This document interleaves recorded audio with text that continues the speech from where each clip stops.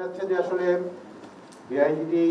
দেড় দশকের গণতন্ত্রহীনতার পর বহুল কাঙ্ক্ষিত ত্রয়োদশ জাতীয় সংসদ নির্বাচনের ট্রেনের যাত্রা শুরু হতেই ভোটের মাঠের সমীকরণ মেলাচ্ছে নানান পক্ষ।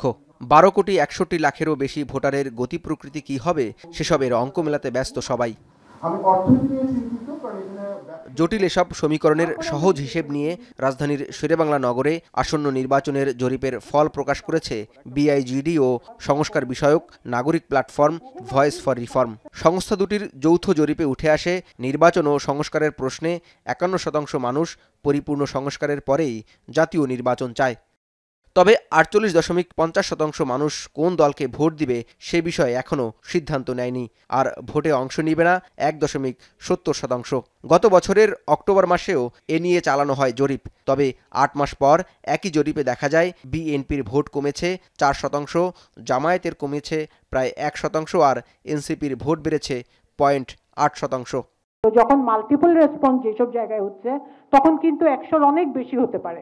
সো এটা মানুষের পার্সেন্টেজ না, এটা হচ্ছে এই উত্তরটার কত শতাংশ উত্তর এসছে সেটা। এটা মানে 100% এটা কনভার্ট করা যাবে না। এই যখনই আপনি দেখছেন যেখানে 100 মিলছে না সেখানে হচ্ছে আপনি ধরেই নিতে পারি আমরা যে এগুলো হচ্ছে মাল্টিপল উত্তর। এছাড়া বয়সভেদে ভোটারদের চিত্র বিশ্লেষণ করলে দেখা যায় 27 বছরের নিচের ভোটারদের মধ্যে ভোট বেড়েছে জামায়াতে ইসলামীর। এই বয়সের সবচেয়ে কম ভোটার এনসিপির, আর 50 বছরের ঊর্ধ্বে সবচেয়ে বেশি ভোটার বিএনপির এবং দ্বিতীয় অবস্থানে রয়েছে জামায়াতে ইসলামী। মধ্যবয়সীদের মধ্যেও অন্যদের চেয়ে এগিয়ে বিএনপি জামায়াত। মানুষ হয়তো এখন ভাবছে যে আওয়ামী লীগ বিএনপি দুটোকেই দিয়ে দেখলাম, এখন লেটস ট্রাই জামাত। মানুষ কিন্তু সেটাও ভাবছে, সেটাও মাথায় রাখতে হবে। ইন্ডিপেন্ডেন্ট অফ জামাতস মোবিলাইজেশন, মানুষ নিজে থেকেই সিদ্ধান্ত নিচ্ছে একটা তৃতীয় শক্তিকে এবার দেখি।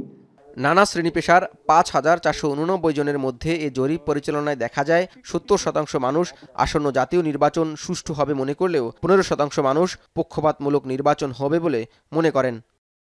জাওয়াদ মাহমুদ, এখন, ঢাকা।